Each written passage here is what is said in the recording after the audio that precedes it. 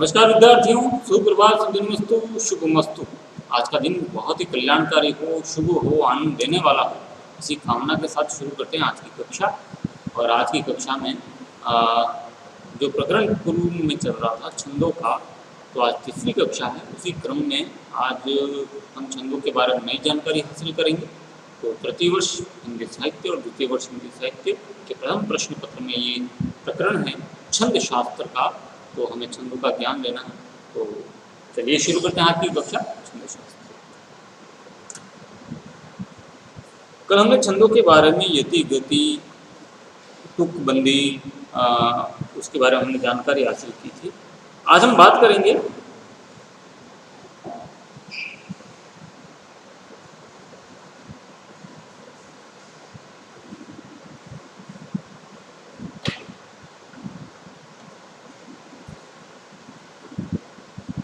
छंद शास्त्र में छंदों के भेद।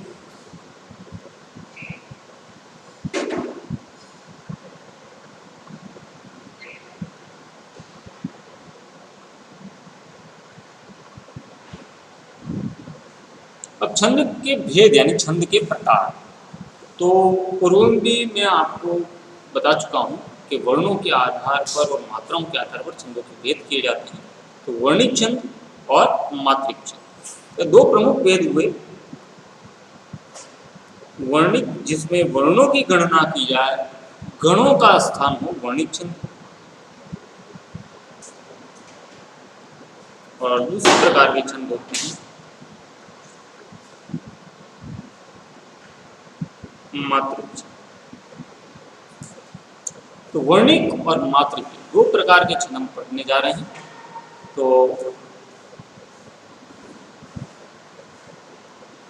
बढ़ते हैं आगे। वर्णिक छंद पहला मैं पढ़ाने जा रहा हूँ आपको वर्णिक छंद।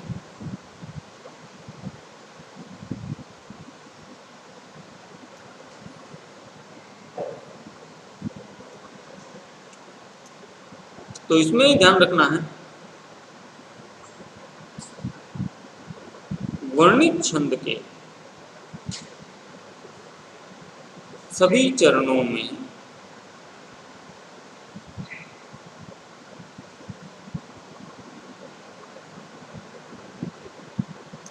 वर्णों की संख्या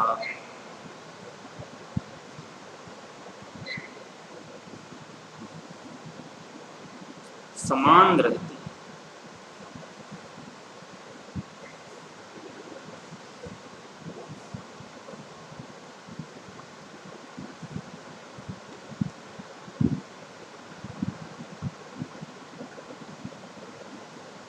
और लघु गुरु का क्रम समान रहता है। तो वर्णों की संख्या भी समान होती है और लघु गुरु का क्रम भी समान रहता है, उसको हम वर्णिक छंद कहते हैं। ठीक है। और प्रमुख वर्णिक छंद कौन कौन से हैं?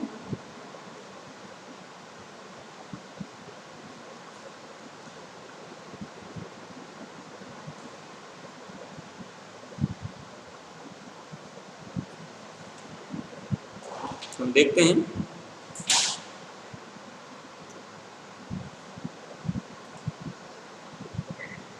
भुजंगी, शालिनी, इंद्रवज्जा, दोथक, वंशस्थ,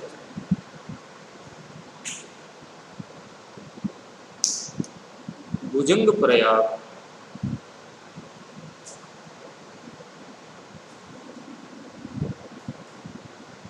परीक्षा में इस पर प्रश्न भी पूछा जा सकता है कि प्रमुख वर्णिक छंदों के नाम लिखिए, या 5 या 4 की 5 छंदों के वर्णिक छंदों के नाम लिखिए। तो हमें ये बताना है। तो हमें ध्यान होना चाहिए कौन कौन से वर्णिक छंद हैं। द्रुत विलंबित,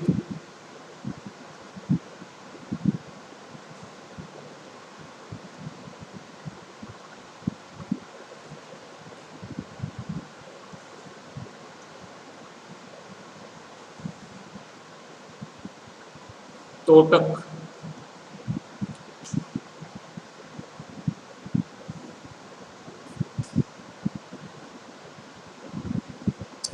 वसंत तिल का,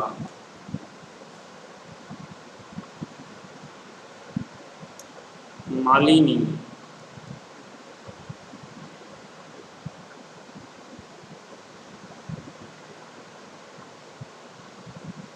मंदाक्रांता,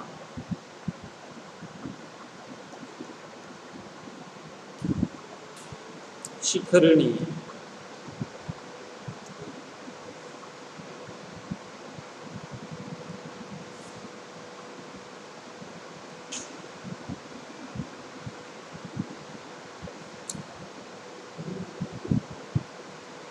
धनाक्षरी, कवित। तो ये प्रमुख वर्णित छंदों का ज्ञान हो गया।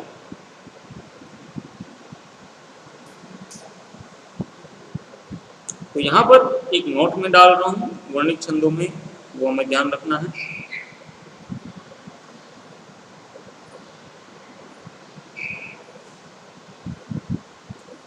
वृत्तों की तरह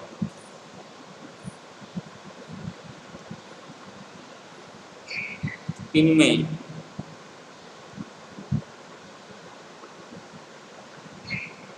लघु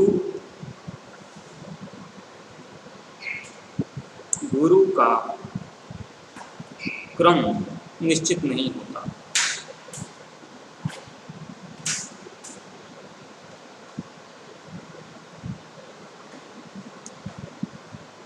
बस वर्ण संख्या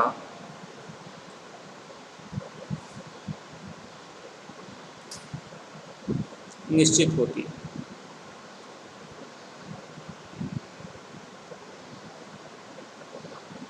वर्ण संख्या निश्चित होती है, लघु गुरु का क्रम निश्चित नहीं होता। यह वर्णों की गणना पर आधारित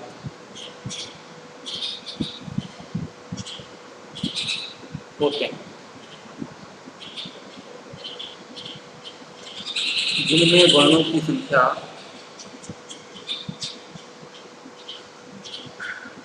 वर्णों की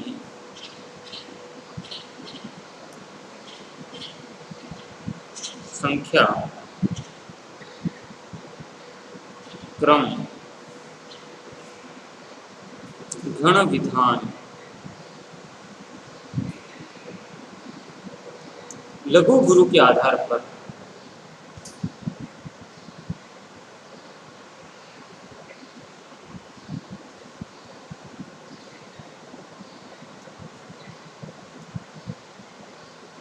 रचना होती है।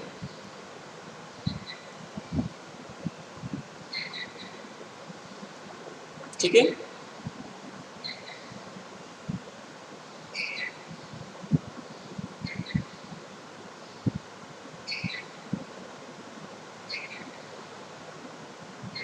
मात्रिक छंदों की बात करें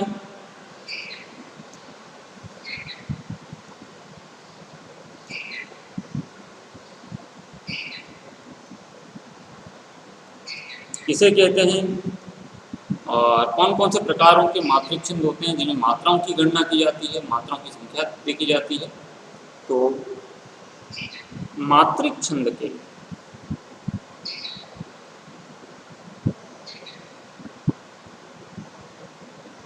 सभी चरणों में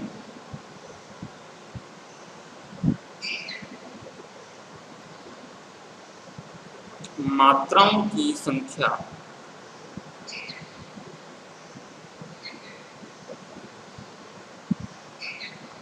तो समान रहती है,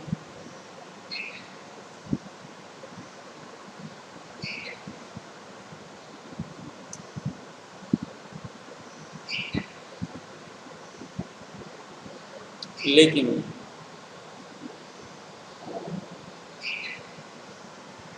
लघु गुरु के क्रम पर ध्यान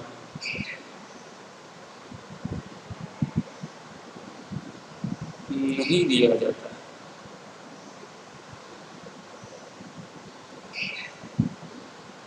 ठीक है। तो मात्राओं की संख्या तो समान होती है हर चरण में, लेकिन लघु गुरु के क्रम पर ध्यान नहीं दिया जाता। और प्रमुख मात्रिक छंद कौन कौन से हैं?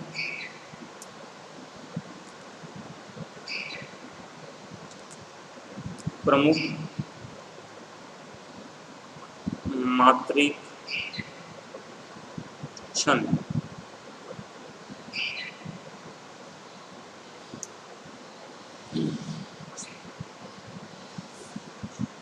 तो चौपाई,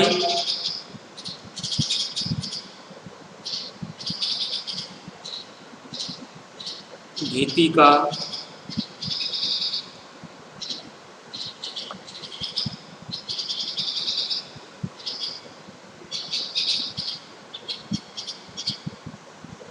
हरि गीतिका,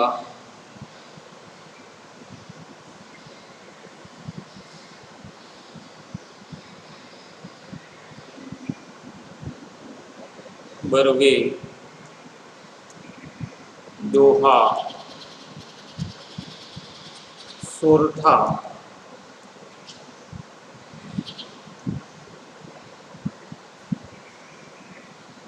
उल्लाला, ये सभी मात्रिक छंद हैं जिनमें मात्राओं की गणना की जाएगी। कुंडलियां, इसके बाद छप्पय, ये सभी मात्रिक छंद हैं। तो एक प्रमुख छंदों का मैंने आपको परिचय दिया कि वर्णिक छंद है, ये मात्रिक छंद है, ठीक है।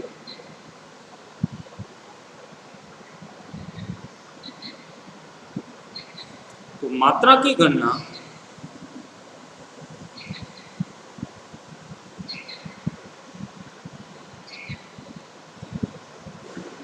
के आधार पर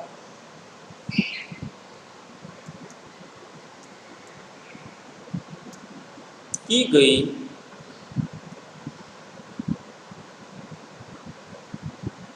पद रचना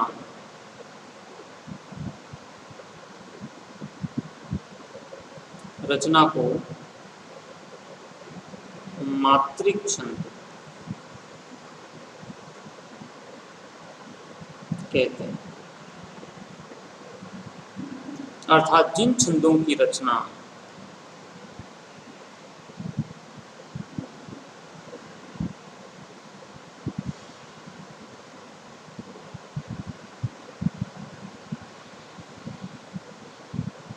मात्राओं की गणना के आधार पर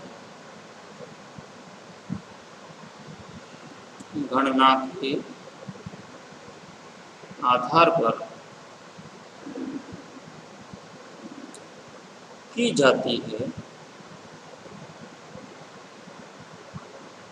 उन्हें मात्रिक छंद कहते हैं।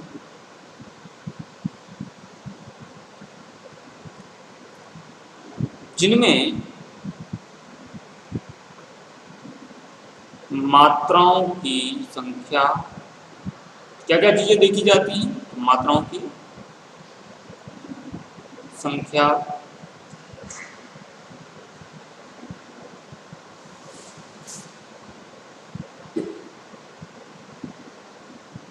लघु और गुरु, कल मैंने इनका ज्ञान दिया था आपको, लघु और गुरु। लघु का मतलब ह्रस्व स्वर और गुरु का मतलब दीर्घ स्वर, ठीक है। और बहुत सी शर्तें भी बताई थी कौन सा लघु होगा कौन सा गुरु होगा। यति यानी कि रुकना, विश्राम, गति, पढ़ने का प्रवाह के आधार पर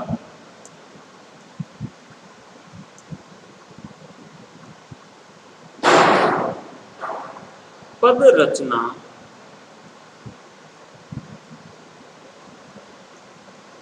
की जाती है,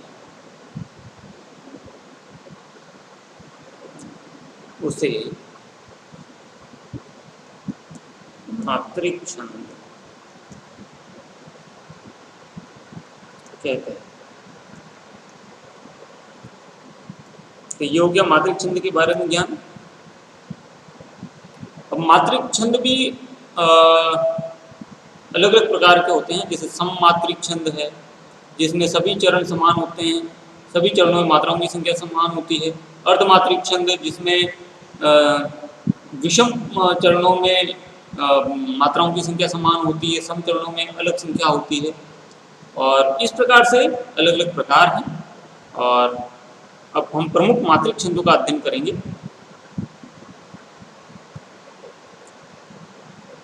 प्रमुख मात्रिक छंद।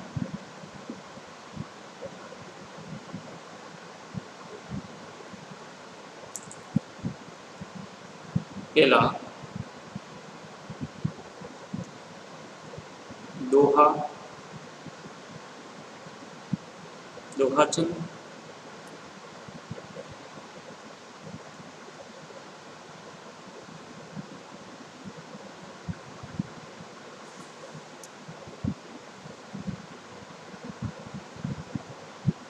अब इसके बारे में दोहा छंद किसे कहेंगे, तो दोहा छंद में क्या लक्षण हैं, दोहा छंद की क्या विशेषता है, उन पर हम बात करेंगे। तो इसके लक्षण हैं, यह अर्ध सममात्रिक छंद होता है। यह अर्ध सममात्रिक छंद होता है। ये सोरठा छंद के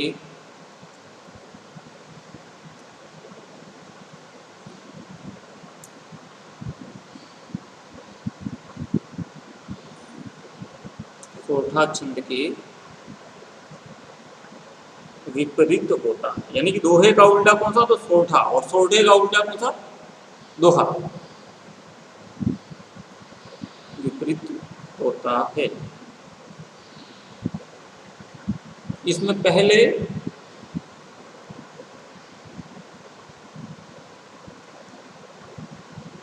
और तीसरे चरण में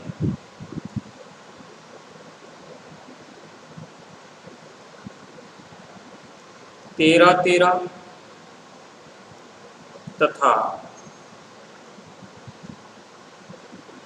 दूसरे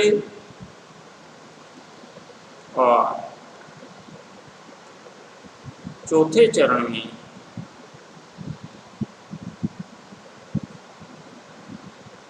11 मात्राएं होती हैं। इसमें चरण के अंत में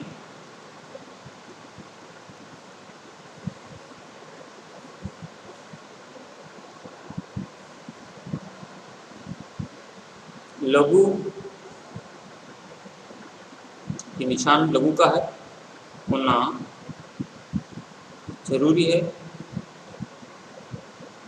अब इसका उदाहरण देखते हैं दोहे का अपन। ये अर्ध सममात्रिक है, सोरठा का विपरीत है। पहले और तीसरे चरण में 13 और दूसरे और चौथे चरण में 11 मात्रा होती है, और चरण के अंत में लघु होना जरूरी है। अब एक उदाहरण मैं आपके सामने रख रहा हूं।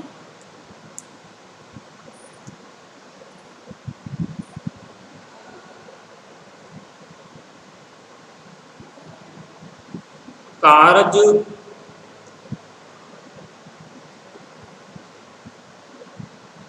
धीरे होत है,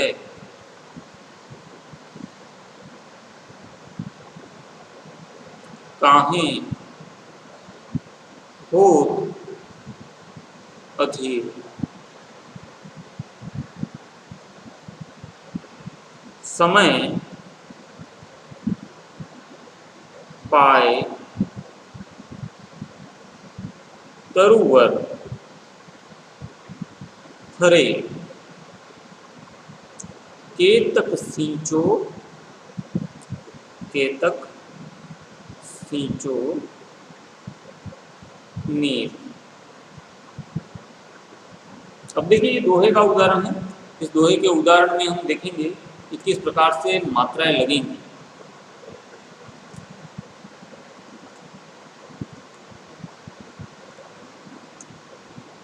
अब देखते हैं, मात्राएं लगाते हैं। सबसे पहले तो कारज, गुरु, लघु लघु, धीरे गुरु गुरु होत है, गुरु लघु गुरु काहे होत अधीर, गुरु गुरु गुरु लघु लघु गुरु लघु। ठीक है, अब हम देखेंगे कैसे 13 और 11 पर यति हो रही है, लेकिन पहले मात्रा लगा दें। समय पे लघु लघु लघु, गुरु लघु, तरुवर, तरुवर में आ जाएगा लघु लघु लघु लघु। तो र में छोटे उ की मात्रा है तरुवर, इसलिए यहाँ पर हमने ऋतु के हिसाब से लघु लगाया है। फरे लघु गुरु, केतक गुरु लघु लघु, सींचो गुरु गुरु और नीर गुरु लघु। अब देखते हैं हम यहाँ पर ये यति का निशान आप देख रहे हैं, तो यहाँ पर ये हो गया 2 3 4 5 6 7 8 9 10 11 12 13। तो ये हो गई, यहाँ पर आप देख रहे हैं कि किस प्रकार से यहाँ से लेकर के यहाँ तक अगर आप गिनेंगे, ये 2 है ये 1 है, 2 3 4 5 6 7 8 9 10 11 12 13। तो ये हो गई हमारी कितनी मात्राएं, 13 मात्राएं, ये 13 हो गई। इसके बाद में आगे देखते हैं, ये विषम चरण है। सम चरण में क्या कहा गया, विषम चरण में 13 और सम चरण दूसरे और चौथे चरण में 11, यानी कि ये विषम ये सम। अब यहाँ पर 11 मात्रा होनी चाहिए, तो 2 4 6 7 8 9 10 11। तो देख लीजिए आप यहाँ से लेके यहाँ तक अगर आप देखेंगे तो 13 और 11, तो 13 और 11 पर यति, 13 पर यति फिर 11 पर यति। अब दूसरी पंक्ति में देखते हैं हम 1 2 3 4 5 6 7 8 9 10 11 12 13। तो देखिए यहाँ से लेके यहाँ तक अगर आप संख्या करें तो 13 संख्या हो रही है, ये यति का निशान आप देख रहे हैं। अब यहाँ पर समचरण में ये विषम चरण था, ये समचरण है, तो 2 3 4 5 6 7 8 9 10 11। तो यहाँ से लेके यहाँ ये कितनी मात्रा हो रही है, 11। तो यहाँ पर भी 13 और 11। तो ये हो गया दोहे का उदाहरण। तो जिस प्रकार ये कहा गया कि ये सोठा छंद के विपरीत होता है, तो अगर सोठा छंद पढ़ना हो तो उसकी क्या परिभाषा होगी, तो अगर हम थोड़ा सा दिमाग लगाएं तो हम परिभाषा भी बना सकते हैं, और इसी उदाहरण के साथ में हम सोठे का उदाहरण बता सकते हैं। तो परिभाषा सोठे क्या होगी, यह अर्धसम मात्रिक छंद होता है तो सोठा भी अर्धसम मात्रिक होगा। ये सोठा छंद के विपरीत होता है तो वहां लिख देंगे दोहे के विपरीत होता है। इसमें पहले और तीसरे चरण में 13 और दूसरे और चौथे चरण में 11, तो यहाँ पर उल्टा हो जाएगा। तो पहले और तीसरे चरण में 11 हो जाएगा सोठे में, और दूसरे और चौथे चरण में 13 हो जाएगा। तो ये कौन सा बन जाएगा, सोठा, दोहे से सोठा बन जाएगा। अब जैसे कहा गया है चरण के अंत में लघु होना जरूरी है, तो आप देख लीजिए चरण के अंत में लघु, ये चरण के अंत में लघु, यहाँ पर भी लघु, तो कुल मिलाकर चरण के अंत में लघु आना चाहिए, तो यहाँ पर आ रहा है। तो सारे लक्षण दोहे दोहा छंद के हैं। अब हम आगे बढ़ते हैं, और आगे बढ़ते दूसरा छंद हम पढ़ेंगे सोठा।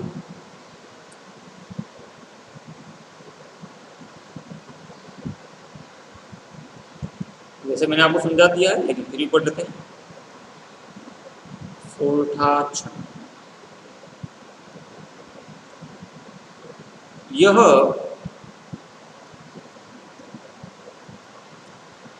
अर्धसममात्रिक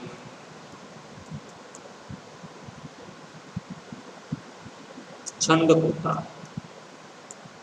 जैसा कि मैंने परिभाषा बताई थी आपको, ये दोहा छंद के विपरीत होता है।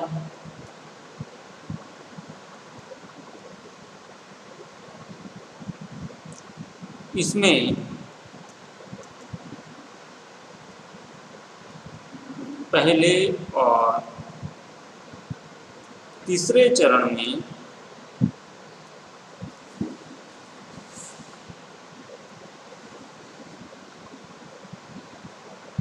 11 तथा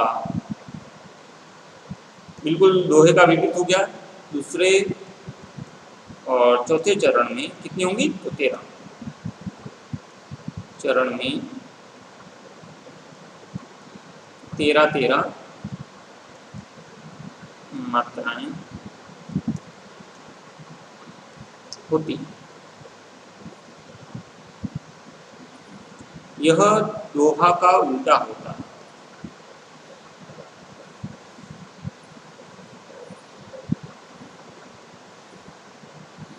यानी विपरीत होता है।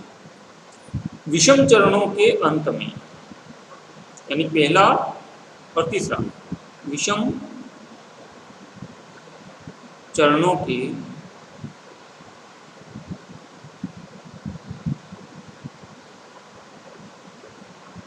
अंत में एक गुरु और एक लघु मात्रा का होना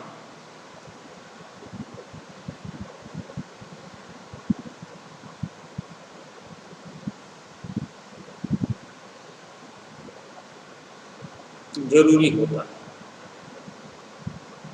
तुक प्रथम और तृतीय चरणों में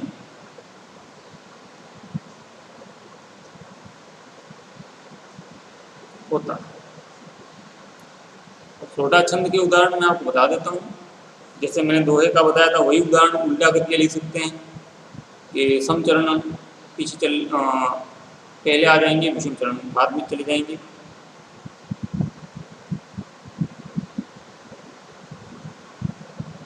उदाहरण देखते हैं।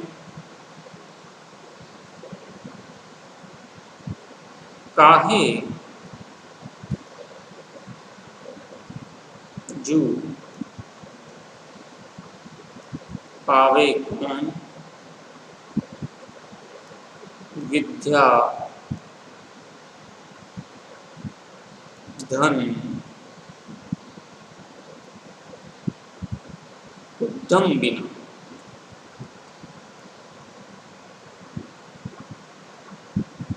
जो पंख पंखे की, कौन कौन का मतलब पवन, बिना उलाए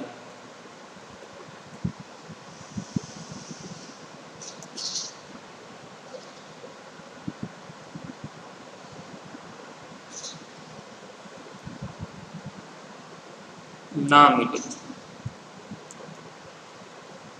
अब ये पंक्तियां सोरठा की हैं, देखते हैं। मात्रा लगाएंगे सबसे पहले हम, ठीक है।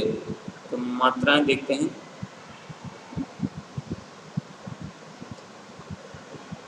काहे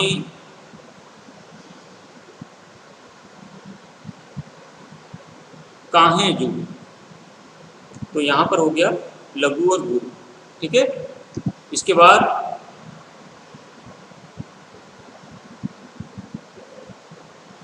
लघु, जू पर कौन सा आएगा? छोटे ऊ की मात्रा है, तो छोटे ऊ की मात्रा में यहाँ पर क्या लगेगा? लघु लग जाएगा। पावे में हो जाएगा काहे जू पावे, गुरु गुरु हो जाएगा। इसके बाद कौन, तो कौन में गुरु और लघु हो जाएगा। इसके बाद विद्या, विद्या में लघु और गुरु हो जाएगा। तो यहाँ पर लघु गुरु किस तरह से आया कि लघु गुरु, फिर इसके बाद आ जाएगा लघु गुरु गुरु, गुरु लघु, गुरु गुरु।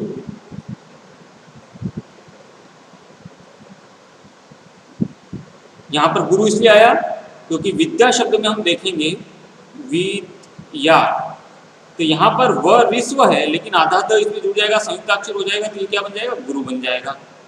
इसके बाद में धन, लघु लघु, उद्यम, तो यहाँ पर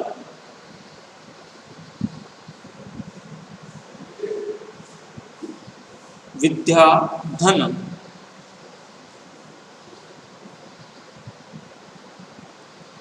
उद्यम, यहाँ पर ये हो जाएगा गुरु गुरु धन, उद्यम बिना। इस प्रकार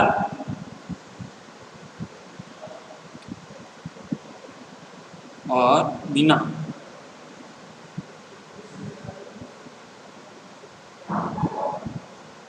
और आगे जो पंखे की, तो यहाँ पर मैं मात्रा लगा दे रहा हूँ, पंखे की